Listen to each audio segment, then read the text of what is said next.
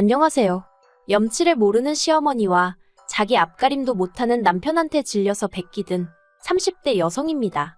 어머님께서는 저더러 속도 좁고 이기적이다 하셨지만 세상 사람 100명에게 물어보세요. 사람들이 누구에게 손가락질을 할지. 어머님은 당신이 세상에서 제일 합리적이고 똑똑한 분이라 생각하셨겠지만 절대로 아닙니다. 아들 둘 전부 다 망가뜨리고 나니까 직성이 풀리시나요? 어머니도 다른 사람들 이야기 듣는 거 좋아하시는 거 아는데 제가 쓴 이 이야기도 꼭 듣고 부끄러운 줄 아셨으면 좋겠네요. 남편하고 저는 지인의 소개로 만났어요. 남편은 대기업에 다니고 있었고 저는 작은 카페 사장이었지요. 그렇지만 카페가 작다고 해서 매상도 적었던 건 아니에요. 테이블은 8개밖에 없었지만 젊은 아가씨들한테 데이트하기에 분위기 좋은 카페라고 소문이 나면서 주말에는 1시간씩 대기를 해야 할 만큼 손님이 밀려 들어왔답니다. 제가 정확한 매상은 밝힐 수 없지만 아무튼 남편이 받아오는 월급보다 이것저것 제할 거 제하더라도 못해도 1,200은 더 벌었어요. 하지만 그런 사정은 상관없이 어머님은 저를 며느리감으로 탐탁치 않게 여기시는 눈치였습니다. 대기업식이나 다니는 당신 아들은 소위 사자로 끝나는 여자를 데려올 줄 알았다면서요. 그런데 어머님은 왜 어머님 아들이 어머님이 원하는 사자로 끝나는 여자를 못 데려오는지 생각을 한 번도 안 해보신 걸까요? 제가 생각하기엔 그건 바로 어머님이 홀어머니셨고 남편 밑으로는 딸린 시동생이 있었으니까 그런 것 같은데 말이지요.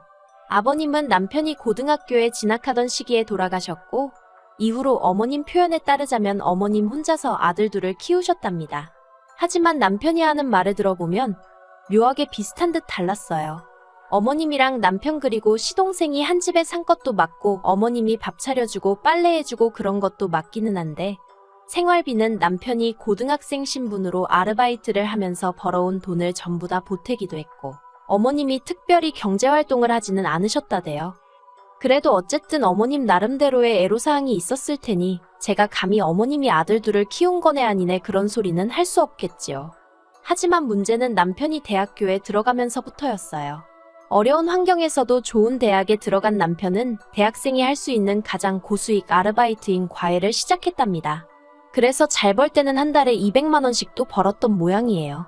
학교 공부도 놓치지 않기 위해서 정말 하루에 3, 4시간만 자는 날이 허다했다고요. 그런데 그렇게 번 돈을 전부 다 어머님이 생활비로 써야 한다며 달라고 하셨던 모양입니다. 어머님은 그때도 경제활동을 하지 않으셨대요. 얼굴 쪽팔리게 자기가 무슨 일을 하냐고 하시면서 말이지요. 정말 저는 이 이야기를 듣고 도무지 이해를 할 수가 없었습니다. 제가 부모가 되어보진 않았지만 그래도 자식 혼자 고군분투하며 사는 걸 보면 어떻게든 도와주고 싶은 게 부모 마음 아닌가요? 제가 저희 친정에서 받은 사랑은 그런 사랑이었으니까요. 그리고 남편이 대학교를 졸업한 뒤 대기업에 들어가면서 어머님의 욕을할까 걷잡을 수 없이 커져갔던 거지요. 남들은 아들이 대기업에 들어가면 명품백을 사준다더라 어쩐다더라. 그리고 마음 여린 남편은 그런 어머님을 모른 채 하지 못했던 거예요. 그나마 밑으로 하나 있는 4살 어린 시동생은 정신 못 차리고 사니까 더욱이 자기 어머니가 불쌍해 보였다면서요. 아무튼 그렇게 다 퍼주고 뺏기고 뜯기고 하는 와중에 저를 만났고 저는 남편더러 당신 밥그릇은 당신이 챙겨야지 아무도 안 챙겨준다. 그런 이야기를 몇 번이고 했었답니다. 아무튼 그렇게 저희는 1년을 만났고 남편이 먼저 프로포즈를 해왔어요. 솔직히 시댁 사정을 다 아는 상황에서 남편의 프로포즈를 한 번에 받아들이기는 어렵더라고요. 그래서 남편에게 생각할 시간을 달라고 했습니다. 솔직히 친정부모님도 반대하실 게 불보듯 뻔했고 그러면 그 반대를 어떻게 이겨내야 하나 생각하니 뾰족한 수도 떠오르지 않았거든요. 하지만 며칠 밤을 고민해봐도 저는 남편을 사랑하고 있었고 당시 저는 어머님이나 시동생에게 이미 반감이 컸던지라 남편을 그 사람들로부터 보호해주고 싶다는 오지랖 넓은 생각을 했던 거지요. 그래서 남편에게 우리 부모님이 반대를 하더라도 서운한 마음은 갖지 말라고 미리 이야기를 하고 친정부모님께 결혼할 사람이라며 남편을 인사시켰네요. 그런데 뜻밖에도 친정부모님은 반대는커녕 남편을 진심으로 환영해 주셨습니다. 어려운 환경에서도 남 탓을 하지 않고 여기까지 온 걸 보니 정말 바르게 자란 것 같다면서 제가 보기에는 이렇게 말하면 뭐하지만 정말 어머니란 존재로선 빵점같이 보였던 어머님까지 지켜주시면서 말이에요. 남편도 저희 친정부모님의 따뜻한 말에 크게 감동을 했고 그렇게 저희는 결혼을 약속하게 되었습니다. 본격적으로 결혼 준비가 시작되면서 어머님이 저희를 불러놓고 대놓고 못을 박으시기를 아직 시동생이 앞으로 무엇을 할지 진로를 정하지 못했기 때문에 저희 결혼에는 한 푼도 보태줄 수 없다고 하시대요.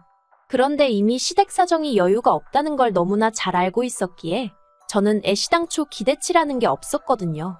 그래서 알겠다고, 이해한다고 말씀드렸습니다. 하지만 저도 사람인지라 그렇게 매몰차게 말씀하시는 어머님의 모습에 약간의 상처를 받았던 건 사실이에요. 남편도 몹시 민망해하며 저에게 미안하다고 사과를 했고요.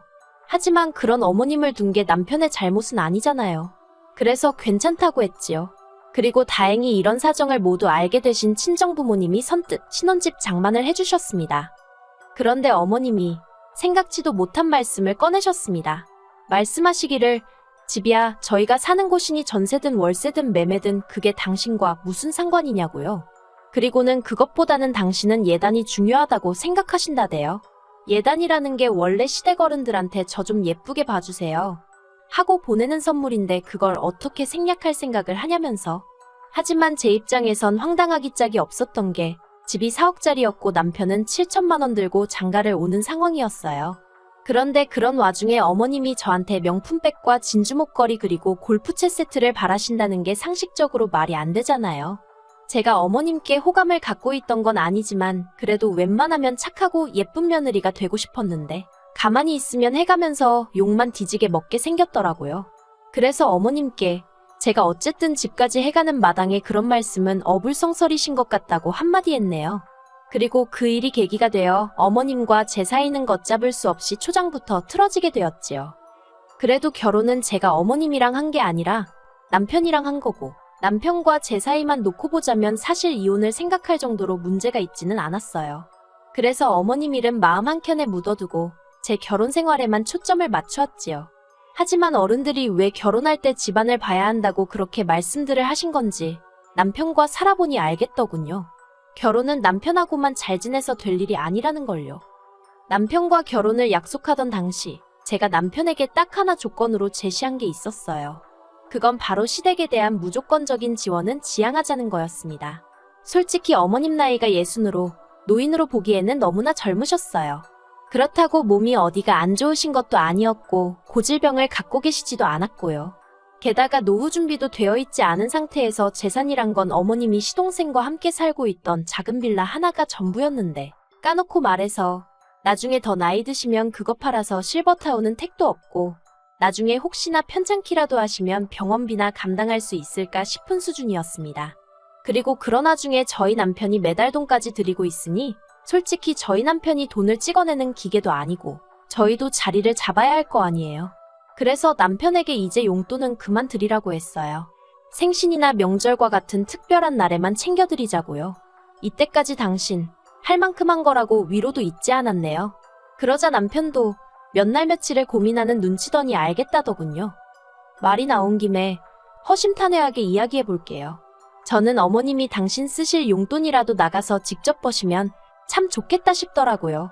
비교하자는 건 아니지만 저희 친정부모님은 노후 준비도 되어 있으셨고 그와는 별개로 어쨌든 자리 잡아가는 자식에게 손은 안 벌린다는 주의셨지요.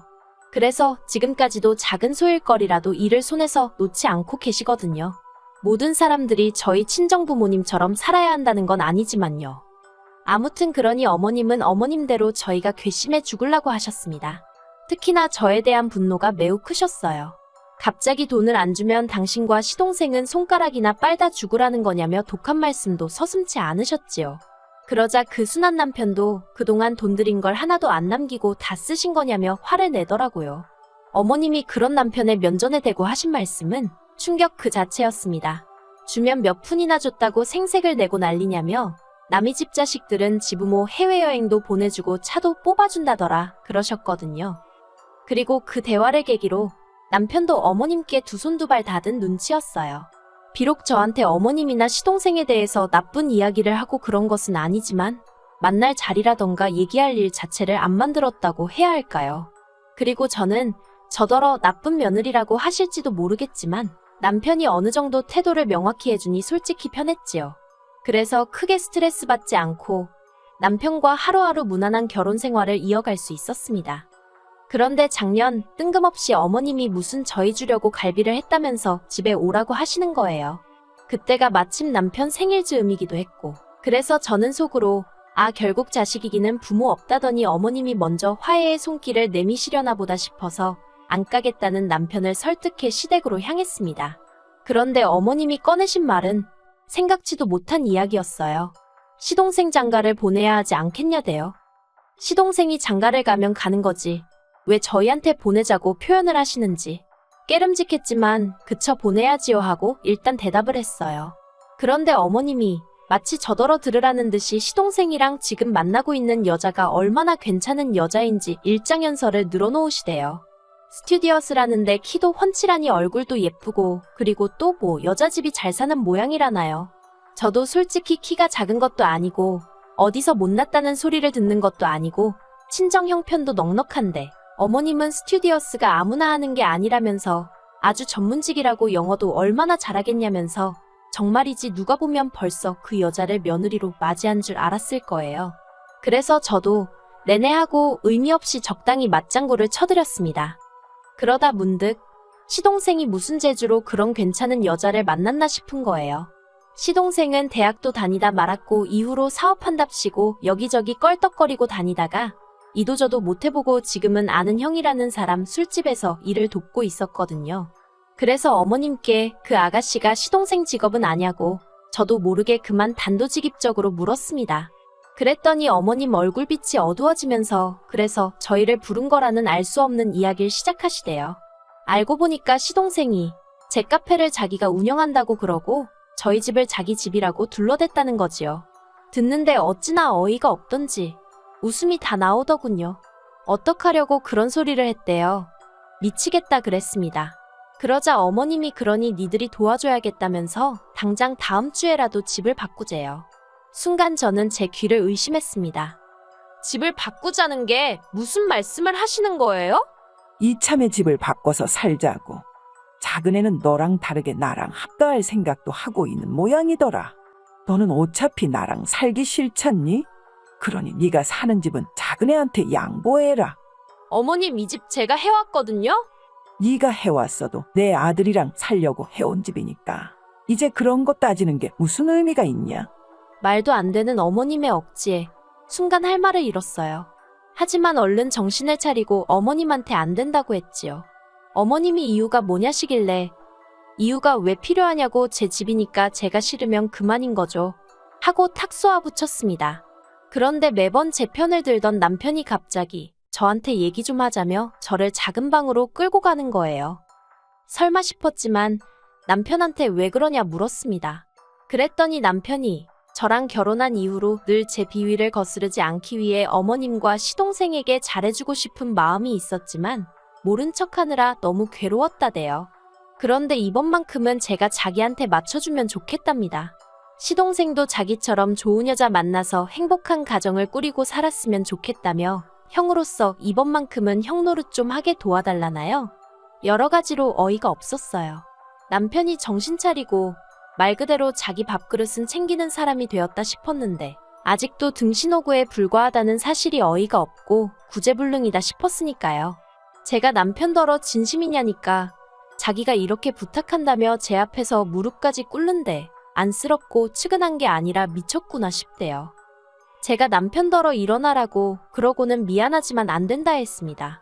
당신이 끝까지 어머님과 시동생한테 당하고 살겠다면 어쩔 수 없는 일 아니겠냐고. 하지만 나까지 그런 똥구렁텅이에 끌고 들어가진 말라고 했어요. 그리고는 작은 방에서 나와 어머님께 남편과 이야기해봤는데 집을 바꿔드리는 대신 이 남자를 돌려드리겠다 했습니다. 벗겨드시던 삶아드시던 어머님 입맛대로 해드시라고 저는 이제 손 떼겠다고요.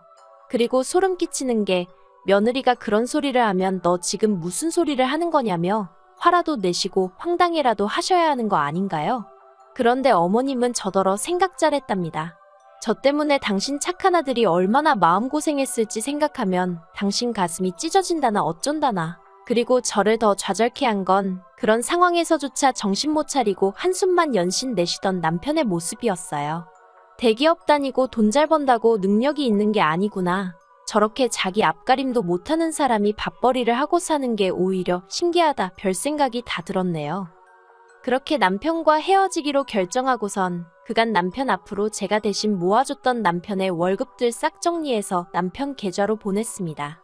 결혼 생활을 유지한 기간에 비해 남편도 아마 놀랐을 거예요. 알뜰살뜰 모았더니 그 액수가 상당했으니까요.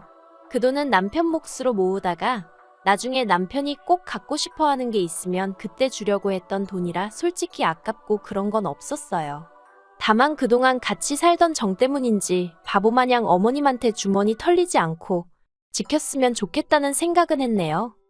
하지만 완벽히 남남이 되고 얼마 지나지 않았을 때 술 취한 남편이 연락을 해왔습니다. 허탈하게 웃으면서 저더러 자기 개털됐다고 하는 거예요. 무슨 말이냐니까 시동생이 만나던 여자가 모든 사실을 알아차렸던 모양입니다. 그러자 마음이 급해진 시동생이 지영 그러니까 남편한테 돈 좀 해달라고 한 거지요. 어떻게든 돌아선 여자 마음 좀 잡아보겠다고 지형한테 빌린 그 피 같은 돈으로 명품을 사다 바쳤답니다. 원래도 한심한 인간인 건 알았지만 정말 어이없지요? 그리고 뭐 그 여자는 선물은 선물대로 다 받아 챙기고 그러고도 결국 시동생을 찾나 봐요. 그리고 얼마 후 남편은 다니던 회사도 때려치고 집에 틀어박혀 술만 먹고 말 그대로 폐인이 되었다는 소식을 예전에 저와 남편의 만남을 주선했던 사람으로부터 듣게 되었습니다. 그래도 한때는 정말 세상 모든 것과도 바꿀 수 없다고 믿으며 사랑했던 사람이라 그런지 그 소식을 듣는데 고소하고 잘됐다는 마음보다는 불쌍하단 생각만 들더라고요. 하지만 남편에 대한 이런 마음도 오늘로 끝낼 생각입니다. 이제 그 사람과 저는 가는 길도 다르고 모든 것이 달라져 버렸으니까요. 저는 제 인생의 성공과 행복만을 위해서 달릴 작정이에요.